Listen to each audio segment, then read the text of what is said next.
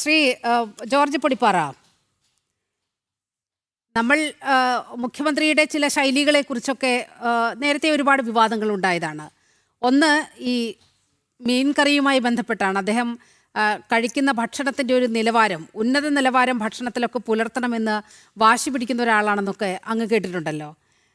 ഈ ആനത്തലവട്ടം ആനന്ദൻ്റെ വീട്ടിൽ ചെന്നപ്പോൾ ചൂരമീനായിരുന്നു അവിടെ കറി വെച്ചിരുന്നത്. പക്ഷേ ചൂരമീൻ ഇഷ്ടമില്ലാത്തതുകൊണ്ട്, നെയ്മീൻ ഇല്ലാത്തതുകൊണ്ട് അവിടെ നിന്ന് ഇറങ്ങിപ്പോയി എന്നൊക്കെ ചില വിവാദങ്ങളൊക്കെ ഉടലെടുത്തിരുന്നല്ലോ. അപ്പോൾ ഭക്ഷണത്തിൽ വലിയ മുന്തിയ വിഭവങ്ങൾ തന്നെ ഉണ്ടാകണമെന്ന് നിർബന്ധമുള്ള ഒരു മുഖ്യമന്ത്രി, ചില വിരുന്നുകളൊക്കെ പാർട്ടി സമ്മേളനങ്ങളുമായി ബന്ധപ്പെട്ടൊക്കെ ഉള്ള വിരുന്നുകൾ, ഇതിനൊക്കെ നമ്മൾ കണ്ടിട്ടുള്ളതാണ്. അപ്പോൾ ജി സുധാകരൻ പറഞ്ഞതുപോലെ, ഞാനൊരു ചെറ്റക്കുടലിലാണ് ജനിച്ചത്, ഞാൻ അധസ്ഥിത വിഭാഗത്തിൽ നിന്നും ഉയർന്നു വന്ന ഒരാളാണ്. നമുക്കറിയാം മുഖ്യമന്ത്രി പിണറായി വിജയൻ്റെ സാഹചര്യവും നമുക്കറിയാം. ഒരു ചെത്തുകാരൻ്റെ മകനായി ജനിച്ച് ജീവിതത്തിൽ ഒരുപാട് കഷ്ടപ്പാടുകൾ നേരിട്ട് കൊണ്ടാണ് അദ്ദേഹം വിദ്യാഭ്യാസം പൂർത്തിയാക്കുന്നത്, പൊതുരംഗത്തേക്കൊക്കെ കടന്നു വരുന്നത്. അങ്ങനെ വളരെ ലളിതമായ ഒരു ജീവിത ചുറ്റുപാടിൽ നിന്നും വളർന്ന ഒരാളാണ്. അദ്ദേഹത്തിന് ചില മൂല്യങ്ങൾ മറന്നു പോകുന്നു എന്നാണോ മനസ്സിലാക്കേണ്ടത്? ഒരു വാക്ക് നേരത്തെ സംസാരിച്ച വ്യക്തിക്ക് മറുപടി അദ്ദേഹം അത് ആഗ്രഹിക്കുന്നുണ്ടെന്ന് തോന്നുന്നു. തീർച്ചയായിട്ടും നേലിമ, അദ്ദേഹം പറഞ്ഞ ചില കാര്യങ്ങളോട് എനിക്ക് വിയോജിപ്പൊന്നുമില്ല. നമ്മുടെ പ്രധാനമന്ത്രി ശ്രീ നരേന്ദ്രമോദിയെ സംബന്ധിച്ച് അദ്ദേഹത്തിന്റെ പല കഴിവുകളെ കുറിച്ചും ബഹുമാനമുള്ള ഒരാൾ കൂടിയാണ് ഞാൻ. അദ്ദേഹത്തിന്റെ ആരെയും ആകർഷിക്കുന്ന ഏത് വിഷയത്തെക്കുറിച്ചും അനർഗളമായിട്ട് നിർഗളിക്കുന്ന അദ്ദേഹത്തിന്റെ വാക്പ്രവാഹം, അതുപോലെ തന്നെ പ്രസംഗ ധോരണിയിലുള്ള വല്ലാത്തൊരു പഞ്ച്, ഏത് ജനക്കൂട്ടത്തെയും പിടിച്ചു നിർത്താൻ കഴിയുന്ന ആ ശൈലിയും ഒക്കെ നമ്മൾ അംഗീകരിക്കണം. അതുപോലെ തന്നെ ആളുകളോട് പെരുമാറുന്ന രീതിയിൽ ഈ പറഞ്ഞ പോലെ കാലുതൊട്ട് വന്നിക്കാൻ വരുന്നവരെ തടയുന്നതും തിരിച്ച് വന്നിക്കാൻ ശ്രമിക്കുന്നതും ഇതൊക്കെ നമ്മൾ കാണുന്ന ഒരു കാഴ്ചയാണ്. അദ്ദേഹം ആളുകളോട് വളരെ പ്രധാനമന്ത്രി എന്നുള്ള നിലയ്ക്ക് അദ്ദേഹത്തിന്റെ സെക്യൂരിറ്റിയുടെ ഒക്കെ ഒരു ഇതുള്ളത് കൊണ്ട് അദ്ദേഹത്തിന് പരിമിതികളുണ്ടാവും. പക്ഷെ എനിക്ക് അദ്ദേഹം വ്യക്തി എന്നുള്ള നിലയ്ക്ക് എനിക്ക് പ്രധാനമന്ത്രി നരേന്ദ്രമോദിയോട് ഒരു വിരോധമില്ല. അത് എന്റെയും പ്രധാനമന്ത്രിയാണ്. പക്ഷെ അദ്ദേഹത്തിന്റെ നിലപാടുകളോട്, അദ്ദേഹത്തിന്റെ പാർട്ടി എടുക്കുന്ന പല സമീപനങ്ങളോടും സ്വാഭാവികമായിട്ടും എനിക്ക് ചില അഭിപ്രായ വ്യത്യാസങ്ങളുണ്ട്. അത് ഈ സമയത്ത് ഞാൻ പറയുന്നില്ല. എല്ലാവരെയും ഒരുപോലെ ഇഷ്ടപ്പെടാൻ പറ്റില്ല, വ്യക്തികളെ ഇഷ്ടപ്പെടാം. പക്ഷെ പ്രത്യയശാസ്ത്രങ്ങളെയും അതുപോലെ തന്നെ പാർട്ടിയുടെ കാഴ്ചപ്പാടുകളെയും നയസമീപനങ്ങളെയും എല്ലായ്പ്പോഴും നമുക്ക് പൊരുത്തപ്പെടാൻ കഴിയില്ല.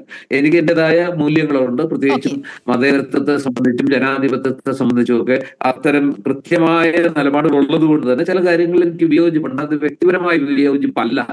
ഞാൻ നേരത്തെ പറഞ്ഞു, ഇപ്പൊ നരേന്ദ്രമോദിയെ പോലെ അദ്ദേഹം പ്രധാനമന്ത്രി ചെയ്യുന്ന പോലെ തന്നെ, ഞാൻ നേരത്തെ ഉദാഹരണം പറഞ്ഞു, ഇപ്പൊ ചില ചാനലുകളിൽ ഉമ്മൻചാണ്ടി 2016 ഇതുപോലെ സദസ്സിൽ നിന്ന് ഒരു ചോദ്യം ഉണ്ടായപ്പോ എത്ര ഹൃദ്യമായിട്ട് എത്ര ഇതായിട്ടാണ് ആ പെരുമാറുന്ന കാഴ്ച എന്ന് പല ചാനലുകളും കാണിച്ചു. അപ്പൊ അത് ആളുകളുടെ സ്വഭാവം അനുസരിച്ചും അവരുടെ ഒരു എന്താ പറയുക രീതി അനുസരിച്ചൊക്കെ ഇരിക്കും. ആ മര്യാദ എന്ന് പറയുന്നത്, ഇന്നലെ രമേശ് പിഷാരടി പറഞ്ഞതുപോലെ, ഈ പറഞ്ഞ പോലെ കാശ് കൊടുത്ത് വാങ്ങാൻ കിട്ടുന്ന ഒരു സാധനം അല്ല സംസ്കാരം എന്ന് പറയുന്നത്.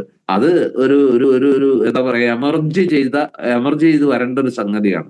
അത് ഇൻബോൺ ആയിട്ട്, അല്ലെങ്കിൽ നമ്മുടെ ജീവിതത്തിലൂടെ നമ്മൾ ജീവിച്ചു വരുമ്പോൾ സ്വയം നമ്മുടെ കൂടെ നൈസർഗികമായി തന്നെ നമ്മളോടൊപ്പം വളർന്നു വരേണ്ട ഒരു സംഗതിയാണ് ഈ പറയുന്ന അപരനെ ദ്വേഷിക്കാതിരിക്കുക, അപരന്റെ ഹൃദയത്തെ മുറിവേൽപ്പിക്കാതിരിക്കുക, വാക്കുകൊണ്ടായാലും പ്രവൃത്തി കൊണ്ടായാലും കഴിവതും മറ്റൊരു മനുഷ്യനെ മുറിപ്പെടുത്താതിരിക്കുക എന്നുള്ളത് ഒരു സംസ്കാരത്തിന്റെ ഭാഗമാണ്. അതൊരു വ്യക്തിത്വത്തിന്റെ ഭാഗം കൂടിയാണ് എന്നുള്ള കാര്യത്തിൽ ഒരു സംശയമില്ല. ആ കാര്യത്തിൽ നമ്മുടെ മുഖ്യമന്ത്രിക്ക് അവരന്റെ വികാരങ്ങളെ കുറിച്ച് അദ്ദേഹം പലപ്പോഴും ആലോചിക്കുന്നില്ല. ഈ നേരത്തെ പറഞ്ഞ പരനാറ് പ്രയോഗം ഒന്ന് ആലോചിച്ച് നോക്കുക. പ്രേമേന്ദ്രൻ ഒരു നിസ്സാര കക്ഷിയല്ല.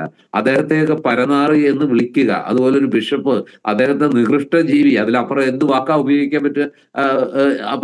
അതിനപ്പുറത്ത് പിന്നെ പച്ചത്തെറിയേ ബാക്കിയുള്ളൂ. അപ്പൊ ആ അങ്ങേ എൻഡില്, എക്സ്ട്രീം എൻഡിലാണ് പ്രയോഗങ്ങൾ നടത്തുന്നത്. അതിനൊക്കെ ആവശ്യമുള്ള ഘട്ടത്തിലൊന്നും അല്ല ഇത് ചെയ്യുന്നത് എന്നുള്ളത്. പിന്നെ നീലിമ പറഞ്ഞതുപോലെ, ഒരാൾ ഒരു ദരിദ്രനായി ജനിക്കുക എന്നതൊരു പാപമൊന്നുമല്ലല്ലോ. എല്ലാവർക്കും സമ്പന്ന കുടുംബത്തിൽ അദാനിയുടെയും അതുപോലെ തന്നെ അംബാനിയുടെയും മക്കളായിട്ട് ജനിക്കാൻ പറ്റില്ലല്ലോ. അതിൽ വെള്ളിക്കരന്റെയോ സ്വർണ്ണക്കരന്റെയോ പ്ലാറ്റിനം കരണ്ടിയായിട്ടൊക്കെ ജനിക്കാൻ കഴിയുന്ന മനുഷ്യർ വളരെ ചുരുക്കമാണ്. സത്യത്തിൽ അത്തരം ആളുകൾ വളർന്നു വരുന്നതിനെ ചൊല്ലി നമുക്ക് വലിയ അഭിമാനത്തിന്റെ ആവശ്യമില്ല.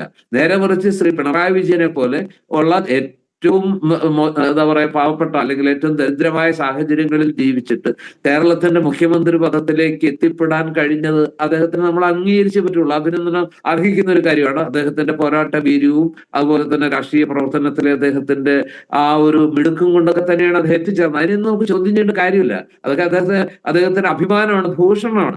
പക്ഷെ ഇത്തരത്തിലുള്ള പദപ്രയോഗങ്ങൾ, അത്തരത്തില് ആളുകളെ മുറിപ്പെടുത്തുന്ന, അവർക്ക് നമുക്കറിയാം ഒരു അടി കൊടുത്താൽ അതിന്റെ വേദന ഒരുപക്ഷെ പെട്ടെന്ന് മാറിയേക്കാം. പക്ഷെ ഹൃദയത്തിൽ ഏൽക്കുന്ന മുറിവുകളിൽ നിന്ന് ചോര പിരിഞ്ഞുകൊണ്ടേയിരിക്കും. ആ പാവപ്പെട്ട സഖാവിന്റെ കാര്യത്തിൽ ഇന്ന് സംഭവിച്ച അദ്ദേഹത്തിന് ഇന്നലെ കിട്ടിയ ആ മറുപടി ഉണ്ടല്ലോ, കാരണത്തടിക്കുന്നതിനേക്കാളും വേദന അത് മാത്രമല്ല, നേരത്തെ ശ്രീ ജോർജ് പൊടിപ്പാറ നേരത്തെ ഒരു മൈക്ക് ഓപ്പറേറ്റർ, അതുപോലെ സ്വാഗത പ്രസംഗം നടത്തിയ ഒരു പെൺകുട്ടി, ഇവരെയൊക്കെ പൊതുജന മധ്യത്തിൽ അവഹേളിക്കുന്ന ഒരു സമീപനം വിട്ടുകളയില്ലേ? അതെ, സ്വന്തം സഖ്യകക്ഷിയുടെ ജില്ലാ പ്രസിഡന്റ് MP അദ്ദേഹത്തിനെതിരെ പാലായിൽ നടത്തിയത് എന്തായിരുന്നു? നമ്മുടെ ചാഴിക്കാടൻ സാറിനെതിരെ. അദ്ദേഹം എത്ര മാന്യനായ ഒരു മനുഷ്യനാണ്. ഞാൻ കോട്ടയത്ത് ജോലി ചെയ്യുമ്പോഴൊക്കെ അറിയാത്ത, ആത്മാവിന്റെ ആ ഒരു വേദന അറിയാത്ത, അത്തരത്തിലൊക്കെയാണ് ഇപ്പോൾ വലിയ വിമർശനങ്ങൾ ഉയരുന്നത്. ഇപ്പോൾ ഫാദർ സാമുവൽ കൂടി നമ്മോടൊപ്പം ചേരുന്നുണ്ട്. ഫാദർ സാമുവൽ, അങ്ങേക്ക് എന്താണ് പറയാനുള്ളത്? Good evening. Good evening. രാഷ്ട്രീയമായിട്ടുള്ള ഒരു മീറ്റിംഗ് ആണ്. മുഖ്യമന്ത്രിയായിട്ടല്ല, LDFന്റെ പരമോന്നത നേതാവായിട്ടാണ് ശ്രീ പിണറായി വിജയൻ ഇന്നലെ സംസാരിച്ചത്. അപ്പൊ ആ ചോദ്യം എന്താണെന്ന് എനിക്കറിയില്ല. ഉത്തരം ശരിയോ തെറ്റോ എന്നുള്ളതാണ് ഇപ്പം ചർച്ചാ വിഷയം. ചോദ്യം ഒന്ന് പറയാമോ മാഡം? അദ്ദേഹം പറഞ്ഞത് കിഫ്ബിയുമായൊക്കെ ബന്ധപ്പെട്ടുള്ള ഒരു പ്രസംഗം അദ്ദേഹം നടത്തുകയായിരുന്നു. അപ്പോൾ കിഫ്ബി വഴി 20,000 കോടി രൂപയുടെ വികസന പ്രവർത്തനങ്ങളൊക്കെ നടന്നിട്ടുണ്ട്.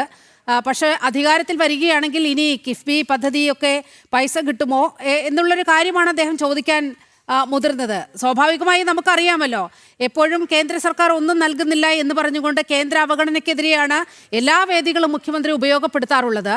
അതുപോലെ ഒരു ഉപയോഗപ്പെടുത്തലാണ് കോന്നിയിൽ ഉണ്ടായത്. അതിൻ്റെ ഒരു പ്രതികരണമാണ് ആ പാർട്ടി പ്രവർത്തകൻ അദ്ദേഹത്തോട് ചോദിക്കാൻ ശ്രമിച്ചത്. ഓക്കെ, രാഷ്ട്രീയ നേതാക്കന്മാർ, അത് ഏത് പാർട്ടിയിലുള്ള നേതാവായാലും അവർക്കൊരു കോഡ് ഓഫ് കോണ്ടക്ട് ആവശ്യമാണ്.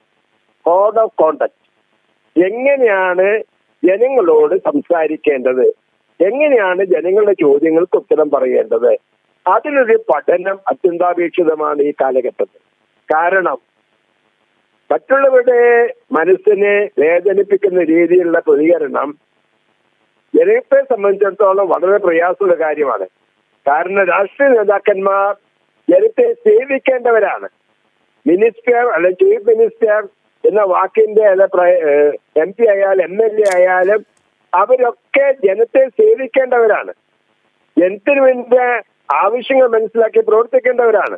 അപ്പം ഒരു രാഷ്ട്രീയ നേതാവായാലും ആരായാലും അവർ ചോദ്യങ്ങൾക്ക് നല്ല രീതിയിലുള്ള ഉത്തരം പറയുവാൻ തക്കവണ്ണം ഒരു കോഡ് ഓഫ് കോണ്ടക്ട് അത്യന്താപേക്ഷിതമാണ്. അത് ആരായാലും. ഓക്കെ, വളരെയധികം നന്ദി ഫാദർ സാമുവൽ ഈ ഘട്ടത്തിൽ പ്രതികരിച്ചതിന്. ശ്രീ ജോർജ് പൊടിപ്പാറ, ഇപ്പോൾ ഈ നമ്മളോട് സംസാരിക്കുന്നവരെല്ലാം ഒരേ സ്വരത്തിലാണ് മുഖ്യമന്ത്രിയുടെ നിലപാടിനെ പറ്റി നിലപാടെടുത്തുകൊണ്ട് സംസാരിക്കുന്നത്.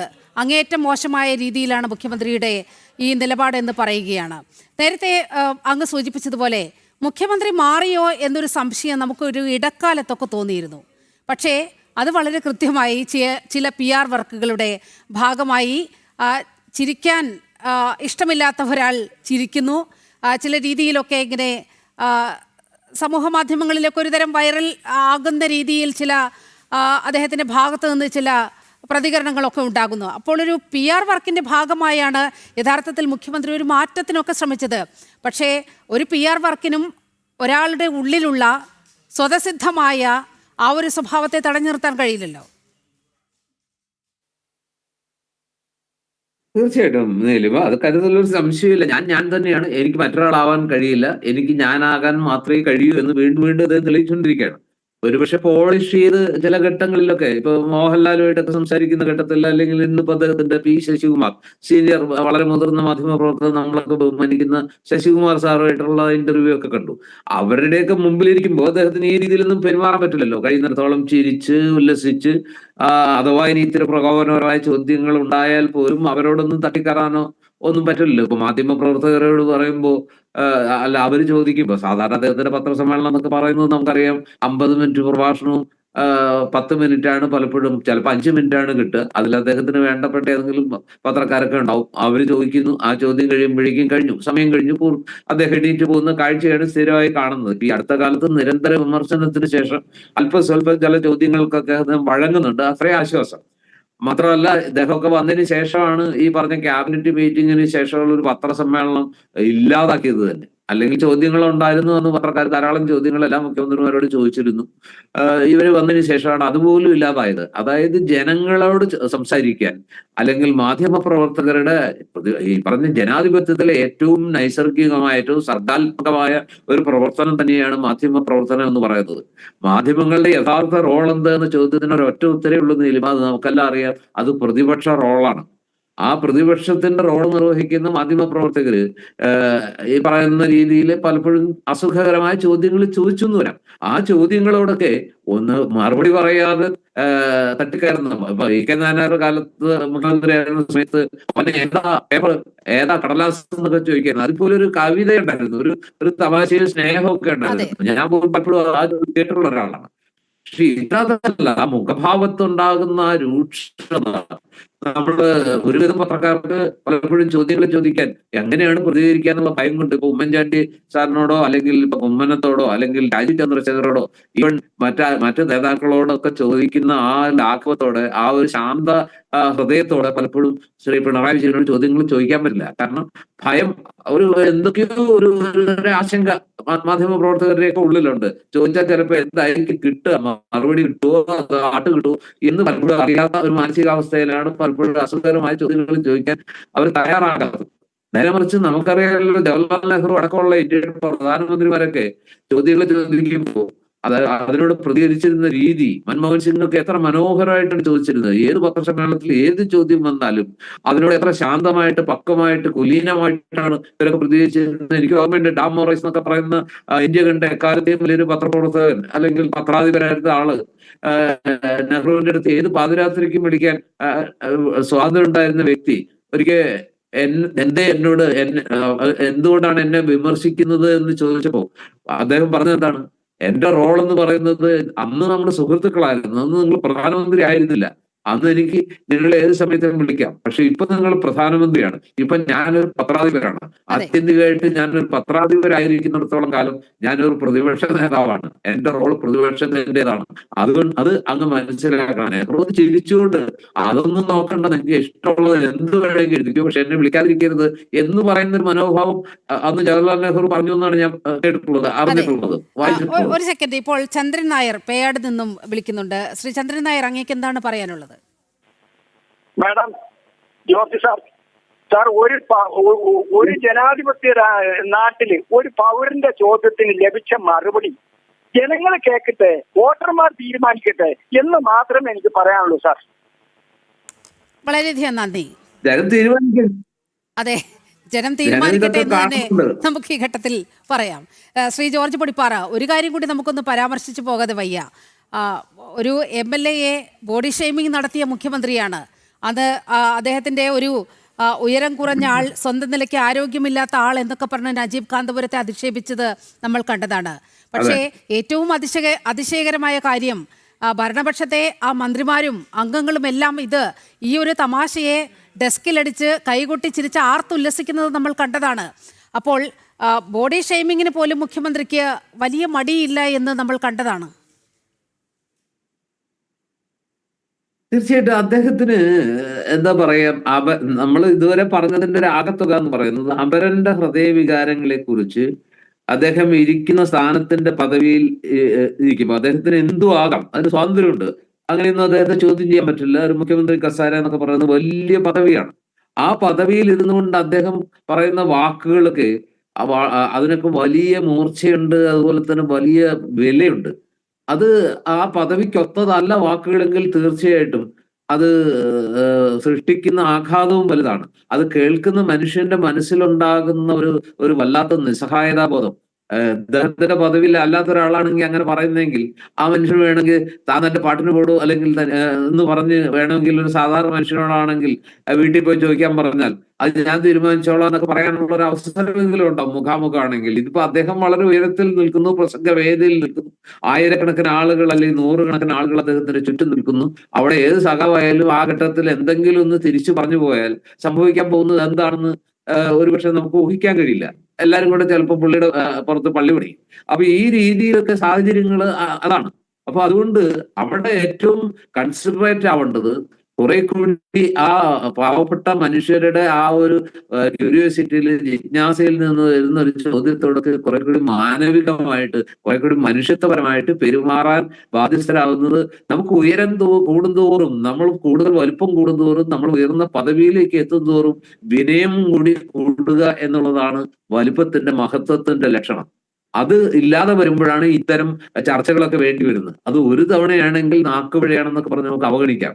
പക്ഷെ തുടർച്ചയായിട്ട് അദ്ദേഹത്തിന് ഇഷ്ടമില്ലാത്തത് ആര് ചെയ്താലും ശരി, പതിറ്റാണ്ടുകൾ അല്ലെങ്കിൽ എത്രയോ അരനൂറ്റാണ്ടും അതിനപ്പുറമൊക്കെ അദ്ദേഹത്തിന്റെ സഹപ്രവർത്തകനായും അതുപോലെ തന്നെ പാർട്ടി സഖാവായിട്ടൊക്കെ പ്രവർത്തിച്ച ഒരാൾ ഒരു പ്രത്യേക ഘട്ടത്തില് മനമെടുത്ത് അല്ലെങ്കിൽ ഏതെങ്കിലും കാരണവശാൽ ശരിയോ തെറ്റോ എന്തും ആകട്ടെ ആ പാർട്ടി വിട്ട് പുറത്തു പോയാൽ ഉടനെ അദ്ദേഹത്തിനോട് ഉപയോഗിക്കുന്ന വാക്ക് ഈ പരന്നാറിയെന്നും അതുപോലെ തന്നെ ചെറ്റത്തരുന്നോ ചെറ്റയെന്നോ ഒക്കെ ഉപയോഗിക്കുന്നത് എന്തൊരു കഷ്ടമാണിത്. അത് സൃഷ്ടിക്കുന്ന ഒരു ആഘാതം ഒരുപക്ഷെ പാർട്ടിയുടെ ഒരു ബലം കൊണ്ടും ഈ പറയുന്ന ഭരണത്തിലെ ഇതിന്റെ ഇപ്പൊ ശ്രീ ജോർജ് പൊടിപ്പാറ, സമയക്കുറവ് കൊണ്ടാണ് ഈ വിഷയത്തിൽ ഒട്ടേറെ പ്രതികരണങ്ങൾ നമുക്ക് ഇപ്പോഴും വന്നുകൊണ്ടിരിക്കുന്നുണ്ട്. പക്ഷേ സമയപരിമിതി മൂലമാണ് ജനശബ്ദം ഇവിടെ അവസാനിപ്പിക്കുകയാണ്. നമ്മുടെ മുഖ്യമന്ത്രി പിണറായി വിജയന് എന്തും പറയാമോ എന്ന ചോദ്യമാണ് ജനശബ്ദം ഉയർത്തിയത്. ശ്രീ ജോർജ് പൊടിപ്പാറ, വളരെയധികം നന്ദി ഈ ഘട്ടത്തിൽ നമ്മോടൊപ്പം ചേർന്നതിന്, ഒപ്പം പ്രേക്ഷകർക്കും.